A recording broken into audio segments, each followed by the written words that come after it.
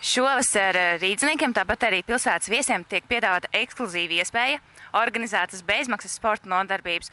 Un treneris būsi tu, Mārtiņ.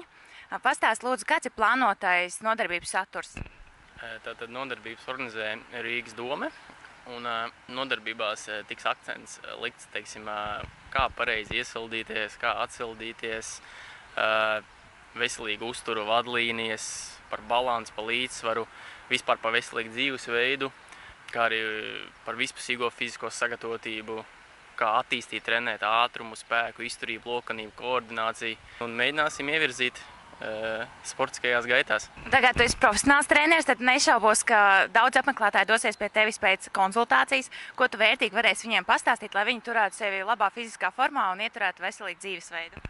Atbildēšu, protams, uz visiem jautājumiem, ieteikšu ieteikumus, atbilstoši katra individuālajām prasībām, kaut kādiem mērķiem. Būs iespēja, teiksim, arī saņemt kaut kādus individuālos plānus, ko pildīt kā mājas darbus, un pēc tam jau, teiksim, redzēt, kāds ir progress, varēsim diskutēt un analizēt. Ļoti vērtīgi. Un kas mums jāņem līdz šim nodarbībām dodoties? Viss, kas ir nepieciešams, ir paņemt no drēbes kapu savu ikdienas sportērpu un aiziet.